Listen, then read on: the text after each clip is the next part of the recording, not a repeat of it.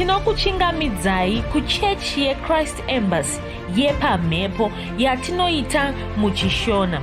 Iko zvino hapachina chikonzero chokupedza svondo rose usina kupinda chechi, nokuti painopindwa unenge usipo, kuda wakanga uri kubasa pakaenda vamwe kuchechi, kuda wakanga uri parwendo, kuda chechi yeChrist Embassy haisati yakuwanikwa kwaunogara, kana kuti unofarira hako kudzidza shoko raMwari nechishona.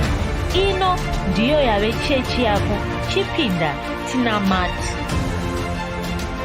Haleluya. Tinosangana zvekare pamunamato wedu weChrist Embassy watinoita pamhepo muchishona, ndichivimba senguva yose kuti makava nesvondo rakanaka, uye ndichivimba kuti muri kufamba nesu paminamato yatinoita zuva nezuva.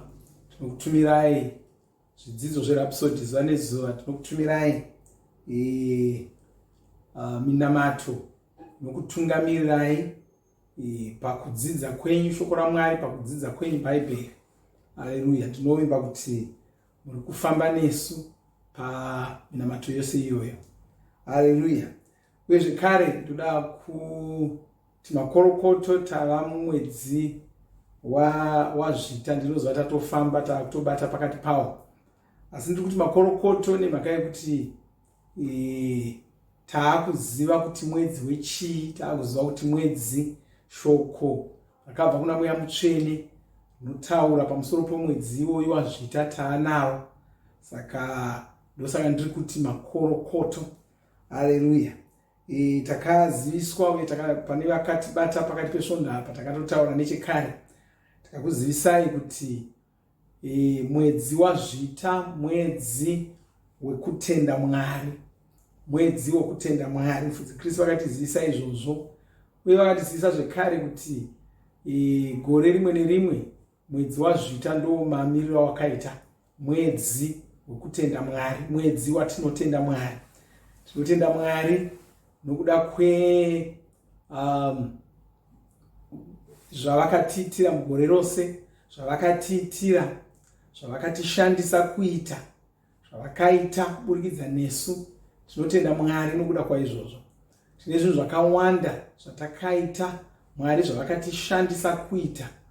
Tine zvinhu zvakawanda zvatakaita kugadzirisa nyika yedu, kugadzirisa nyika dzedu.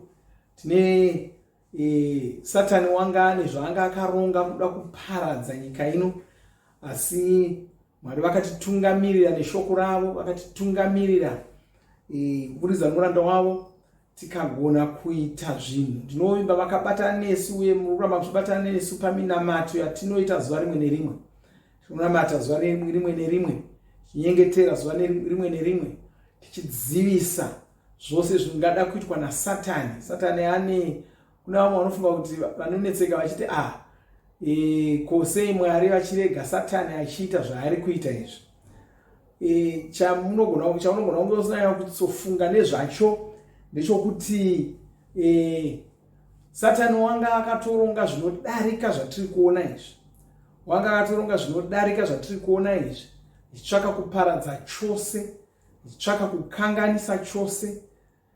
Zvaari kutoshuvira kuti zviitike zvakatokomba kudarika zvatati taona iko zvino. Haleluya.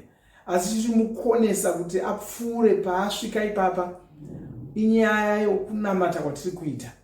Ndosaka nyika ichiri kushandika naye. Iye pachake wanga achitoda kuti zvinge zvatoshata, zvatonyangara zvachose.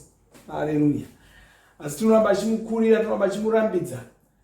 Takanga tichinamata gore rapera kupinda mugore rino, tichinyengetera zuva rimwe nerimwe. Haleluya. Saka tinotenda Mwari pamusoro pazvo.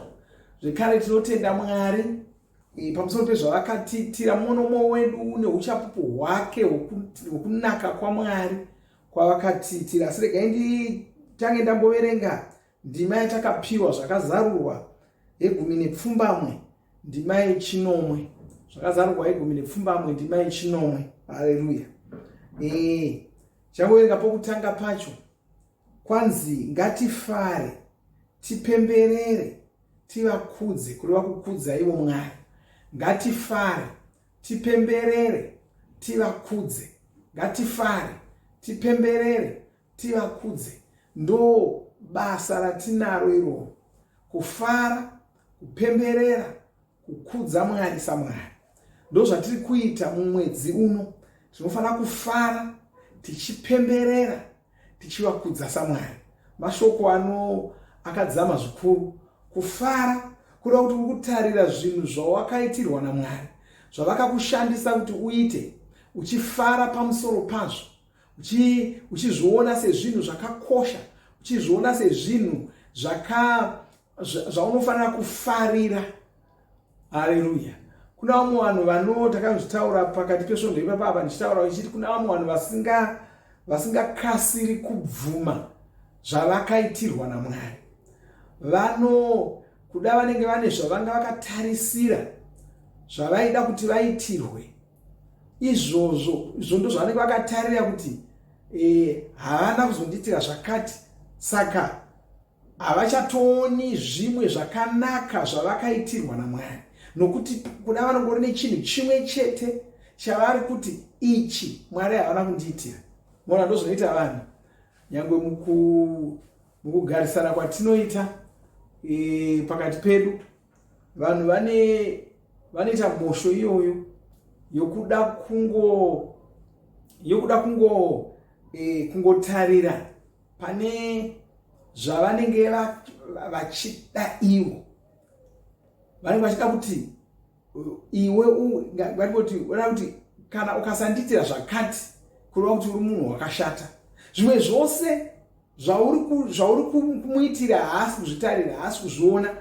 Pawazongokanganisa ichi ndo pashatira nyaya yose. Hauna kundimhorosa, hauna kunditi makadini, hauna kundiswedza, hauna kundimutsa. Hongu handina kukumhorosa, hongu handina kuswedza, handina kukuti makadini. Asi ndo zvega here? Ukama hwedu hwomirira ipapo chete here? Zvandakakuitira nezuro wakanganwa here? Mari yangu yawakatora ukasadzosa ndikakuregerera wakanganwa. Haleluya. Amen. Pandakakubetsera paya wakanganwa. Pandakakutakura paya wavirirwa wakanganwa. Pandakakupa zvokudya wakanganwa. Pandakamukutandadza wakanganwa. Pandakamukushanyira kuchipatara wakanganwa. Haleluya. Asi nhasi nokuti handina kuzoti makadii, nhasi nokuda kuti handina kuzodzosa yako iwe mari, asi yangu yausina kumbodzosawo. Haleluya. Amen. Saka mona mhosho inoitwa navanhu ndiyo yokuti vanotora izvozvo ndozvodazve kushandisira kuna Mwari. Mwari havana kuzondipa basa riya randaida, havana kuzondipa mukadzi uya wandaida, havana kuzondipa murume uya wandaida. Kuna vamwe vanotokuda chechi, uya munhu wandaitarisira kuti ndiye achandiroora akazonoroora mumwe, saka inini muchechi macho handichagara. Zvatoshatira ipapo. Kuponeswa kwakaitwa wakanganwa, kuponeswa kwakaitwa wakanganwa, shoko raakadzidza wakanganwa, mari akambowana zvisiri zvesimba rake wakanganwa, tsaona iyaya akaponeswa pairi wakanganwa. Nyaya yose yangova pane uyu wanga akatarirwa, wanga achida kunzi deno ndamuwanawo, ndo pane nyaya yose ipapo. Haleluya. Aiwa, ita zvokutsvaka zvinhu zvakanaka zvawakaitirwa. Ita zvokutsvaka, ungasakasira wazviona. Ita zvokutsvaka. Haleluya. Ita zvokutsvaka, ukasaita zvokutsvaka unogona kufunga kuti hazvipo. Ita zvokutsvaka. Haleluya. Asi ukatanga kuzvitsvaka uchizvinyora pasi kudai, unozoona zvinhu zvacho hazvichatoperi. wakutongoramba uchinyora. Haleluya. Hazvichatoperi. Asi kana usati watanga kunyora zvinoita sokuti hazvipo. Haleluya. Saka kwanzi ngatifare. Haleluya. Ngatifare. Zvikanzi tipemberere. Haleluya. Nofana kupemberera. Kupemberera kureva kuti muzwa kupemberera zvinoreva kuti chinhu ichi chakufadza zvokuti unoda kutochiitira mabiko. Unoda kutochiitira mabiko, chakufadza, uri kuchikoshesa. Haleluya. Choda kutombogocherwa, ndo zvinotaura vamwe vachiita. Kwai chinhu choda kutombogocherwa. Choda kutomboitirwa mabiko. Ukungofara tichipemberera. Haisi pfungwa isina kunaka yandiri kutaurai. Nokuti zvinhu izvi ndo zvatinoita kumwe kwese. Munhu akatenga mota unoda kuita mabiko. Munhu akapedza chikoro unoda kuita mabiko. Musi wokuzvarwa kwake unoda kuita mabiko. Haleluya. Kuroora kana kuroorwa kwake anoda kuita mabiko. Zvakawanda zvaunoitira mabiko. Kana wabatsirwawo naMwari unodii kuitawo mabiko. Haleluya. Ndo paanotoda ipapo mabiko. Haleluya. Saka kwanzi ngatipembere. Chechitatu kwanzi tivakudze. Saka ndo zvatiri kuita. Ndokutenda kwatiri kuita. Tiri kufara, tiri kupemberera, tiri kukudza Mwari saMwari. Haleluya. Tiri kukudza Mwari saMwari. Mwari ndiMwari vakanaka. Mwari ndiMwari vatsvene. Mwari ndiMwari vanoshamisa. Haleluya. Mwari ndiMwari vanotida. Tinovakudza saMwari. Haleluya. Bona ndotsokorora pakunyora pasi zvinhu zvawakaitirwa. Nokuti gore rakareba. Ungafunga kuti unogona kugara pauri ipapa ukarangarira zvose. Zvinoda kuti totsvaka kuti munandira chii chakaitika. Zvizhinji zvacho unotoona kuti zvazvakutobuda. Uye hazvitongodi kuti ugare pasi kamwe chete uchinyora. Gara pasi nhasi. Ndosaka tine mwedzi wese kudai. Gara pasi nhasi uchinyora. Woenda. Uchazoona kuti wamboenda kudaro ucharangarira chimwe. Kune chimwezve. Ngandidzoke ndonyora. Saka unotoita svondo rese uchingonyora kana masvondo maviri uchingonyora pasi. Uchitenda Mwari pamusoro pazvo. Haleluya. Uchitenda Mwari pamusoro pazvo. Chimwe chinhu chandokurudzira kuti uite, waona zvinhu zvese izvozvo, ipa Mwari mupiro. Uye ndo chimwe chinhu chatiri kuita mumwedzi unoyu, tiri kupa Mwari mupiro wenhendo wokutenda. Haleluya. Tiri kupa Mwari mupiro wokutenda. Saka hatingovatendi nemuromo chete, asi tinovatendawo nemupiro yedu. Ndapedza kuti Mwari ndinokutendai. Ndapedza kutaridza mufaro wangu. Ndapedza kukupemberera. Ndinouya nomupiro. Kutouya nomupiro yako ndokuvakudza saMwari. Nokuti hapana munhu anopiwa mupiro. Mwari voga ndo anopiwa mupiro. Kureva kuti kana ndopa Mwari mupiro ndaakuvasiyanisa navanhu. Ndakuvakudza saMwari. Kutenda nomuromo tinogona kungotenda. Unogona kutenda shamwari yako, amai yako, munin'ina wako, mukoma wako, mai wako, mubereki wako, unogona kuvatenda nomuromo. Izvo zvazvinetsi. Asi kuzokudza saMwari zvakuda mupiro. Haleluya. Saka unogadzira mupiro wako wenhendo. Ndinofara kuti gore rapera ndakaitirwa icho nechocho nechocho nechocho. Saka tinokurudzira zvekare kuti mototsvaka mupiro, motogadzira mupiro, motounza mupiro iwoyo. Kutanga iko zvino mototsvaka mupiro iwoyo wokutenda Mwari, mupiro wenhendo, moupa kuna Mwari. Haleluya.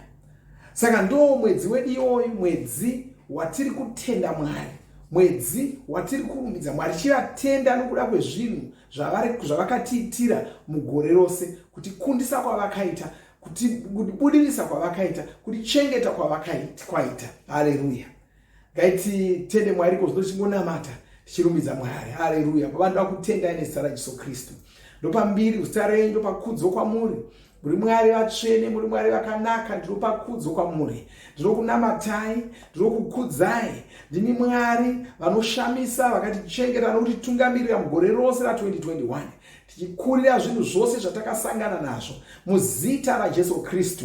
Tamumwedzi wokutendai, tamumwedzi wokukukudzai saMwari, tamumwedzi wokukutendai tichikupai mpiro nezita raJesu Kristu. Ndinyengeterera muno mumwe ari kunamata neni pazuva ranhasi, tichaona maropafadzo pamusoro poupenyu hwake. Ndichikutendai pamusoro poupenyu hwake, nokumuchengeta, nokumutungamirira, nokumusvitsa panguva ino nezita raJesu Kristu. Ndakutenda nokuda kweutano hwavo, ndakutenda nokuda kwavachengeta ari vatano muzita raJesu Kristu. Ndichitaura iko zvino kuti Satani hauna simba pamusoro poupenyu hwavo nezita ramambo Jesu Kristu. Baba, ndinokutendai, ndinokukudzai, ndopambiri kwamuri Baba. Haleluya. Amen. Haleluya. Zvakanaka, hatisati tapedza toda kuti tipinde munguva yekumborumbidza Mwari, tichitenda Mwari, tichiimbira Mwari, tozoverengerwa chidzidzo chedu cherhapsodi, tozowana imwe nguva zvekare yekunyengetera tichinamata pamwe chete. Mwari vakuropafadzei, ngatisangane zvekare musvondo rinouya. Amen.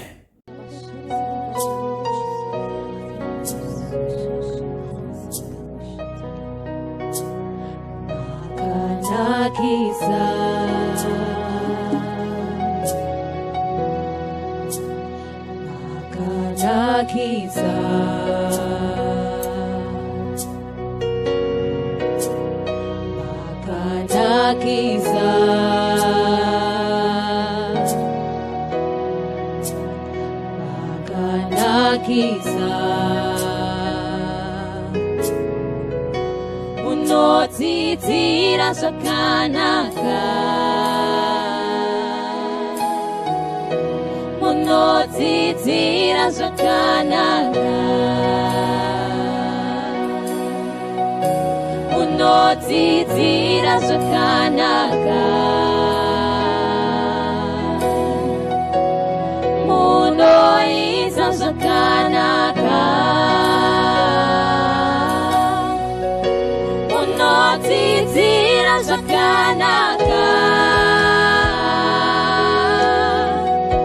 unodzidzira zvakanaka, unodzidzira zvakanaka, munoita zvakanaka.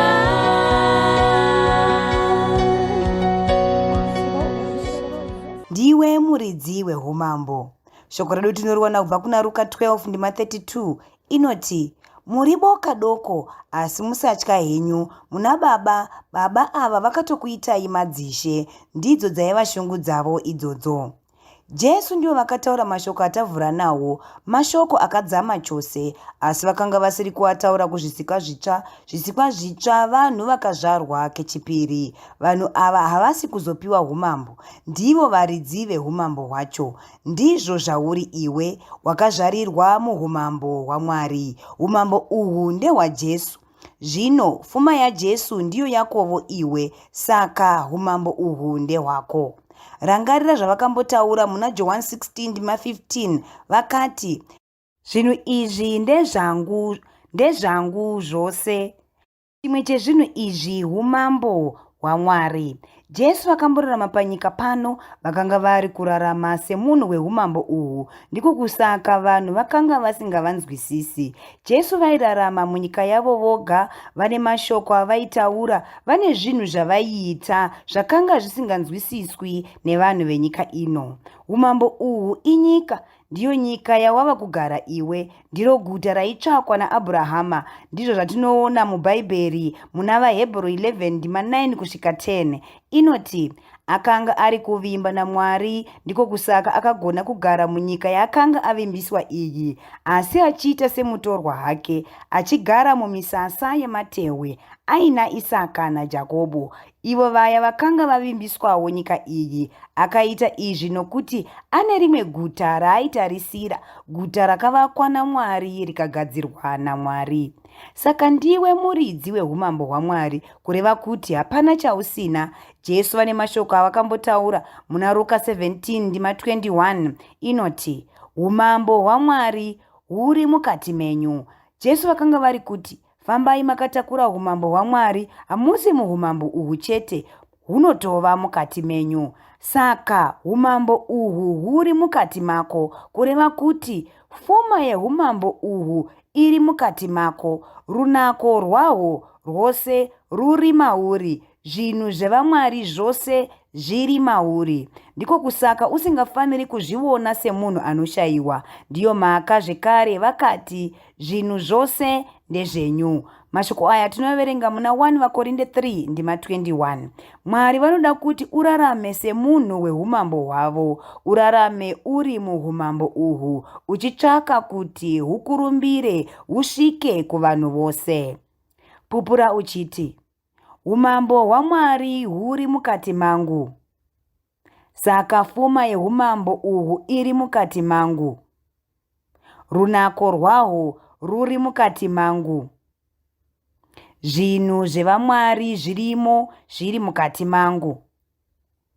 Ndinorarama ndiri muumambo uhu, ndinorarama semunhu weumambo uhu.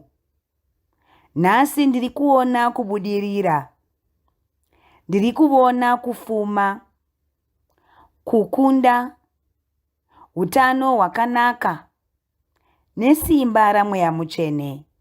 Ameni.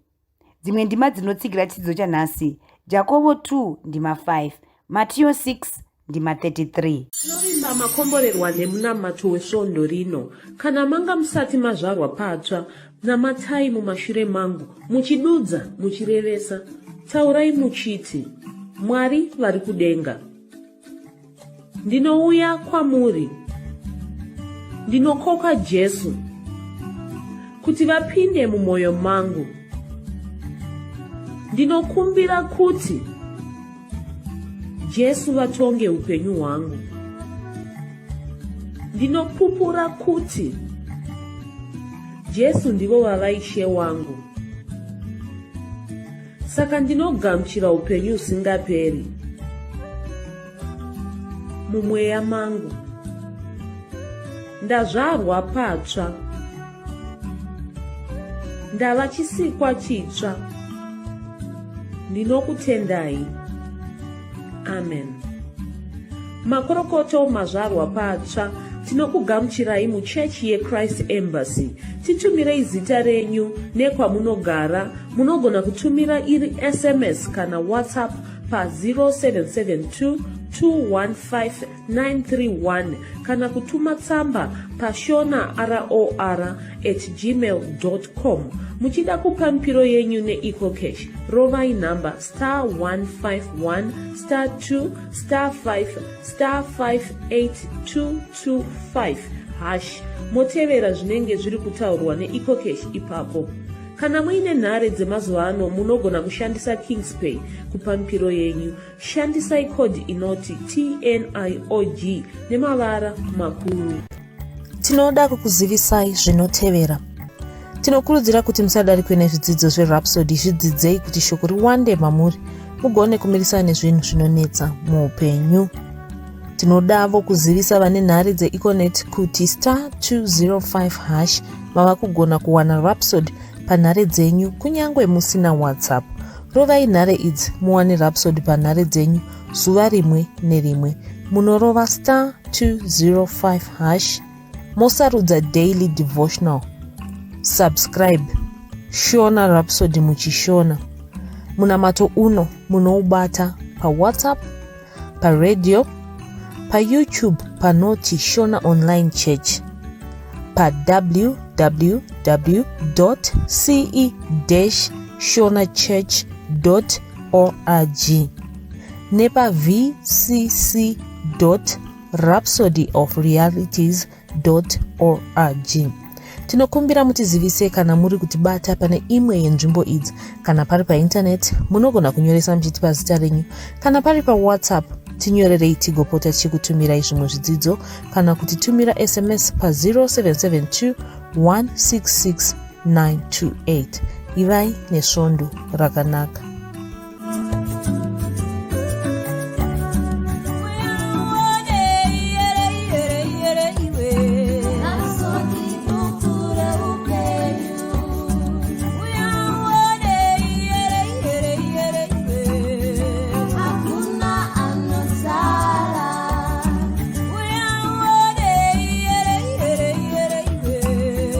So deep.